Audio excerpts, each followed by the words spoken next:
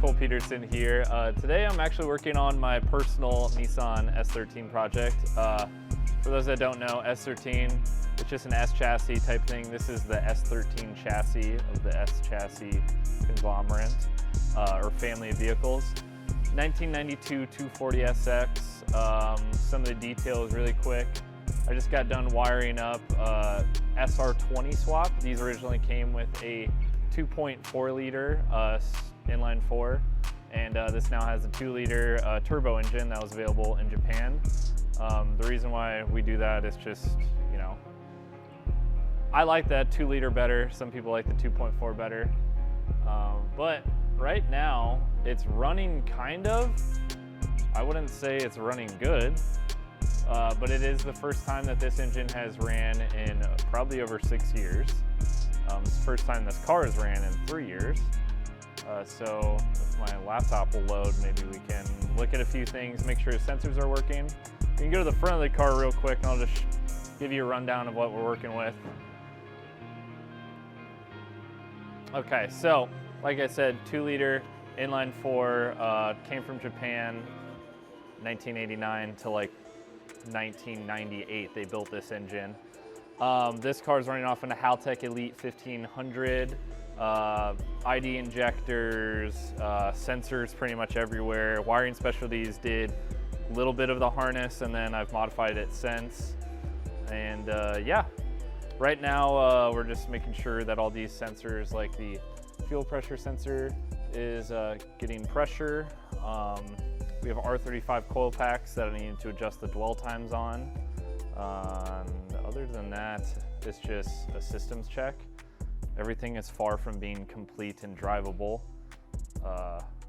but sometimes it's a little bit easier to work on a car that you actually know is running than working on something continuously, not hearing the engine run. So this was really fun for me to actually get it going. I could probably crank it over and see if it'll start again. It's running very rough, but it'll run.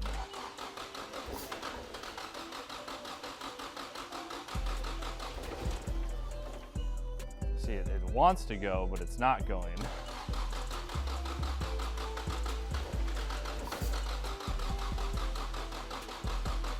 Okay, that's fine. I probably need to check the timing with the timing light first, because it sounds like we have a little bit of air leaking back out into the intake manifold. So it's either out of time or it's just simply an ignition timing thing that I need to work out. These cars run off of a cam positioning sensor, the Nissan CAS, whereas like typically in modern stuff you would have a crank signal and a cam signal, but we're just using the factory Nissan CAS in that regard. These things twist kind of like a distributor, as you can see.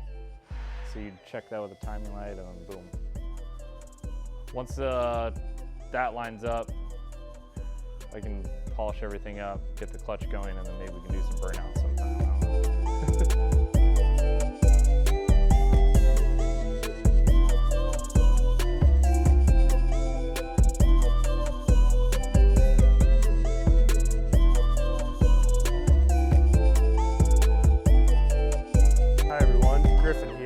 Today we are working on a Lexus RCF. We're going to be putting some super sweet Öhlins coilovers on the car, along with an extremely expensive, I think it's called a novel exhaust. Super cool stuff. These shocks are awesome. They actually have been sent out to another company called Figs Engineering. And what those guys do is completely revalve the internals of the shock for different performance outputs based on what you want to do with your vehicle. And they also install Swift springs and Swift helper springs on the coilovers themselves. As you can see, these things are extremely adjustable and are not cheap for sure. It's going to be a really, really cool build.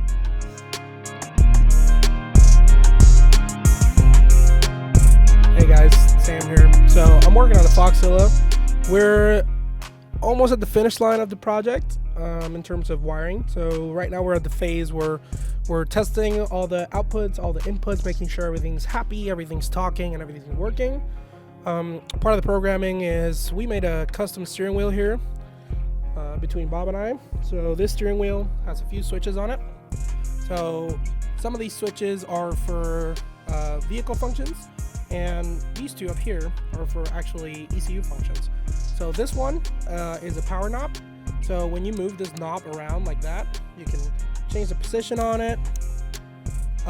It's got 4 positions, so if you were to do it in percentages, so 25, 50, 75, 100% of the power of the car, you can control it via this knob. And then this is a push to pass. It's basically an override for whatever setting you have on here, and whatever setting I have programmed on the ECU for power. This will override it and just give it all the beans. These ones down here are for more vehicle functions. So this is right turn signal right here, left turn signal right here.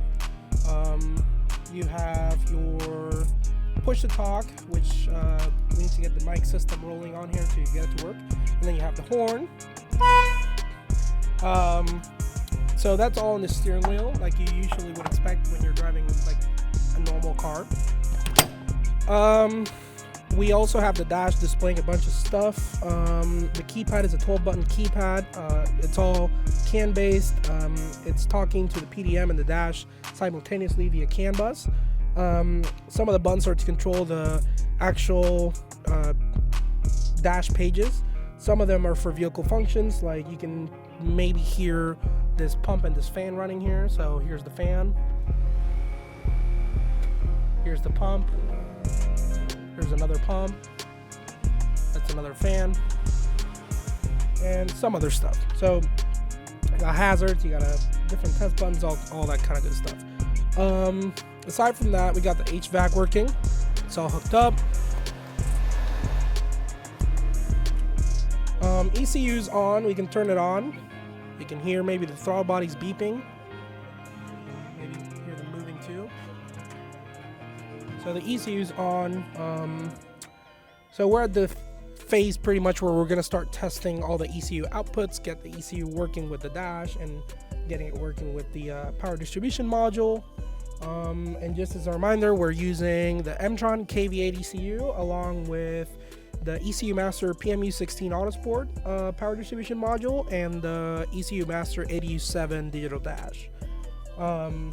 Everything else has been done in-house. We've wired everything in-house, and we're about to test several products that the guys at CWI Performance have made. 2 of those products are actual fan and fuel pump control modules that control the pumps variably by speed or inputs or whatever you want to set it to. Those are currently prototypes, and we're actually using this car to test them. And then the other stuff is the Indy Power Products front end for this engine and the oil pump system, and the custom CWI Performance intercooled intake manifold. So a lot of things are going on in this car all at the same time.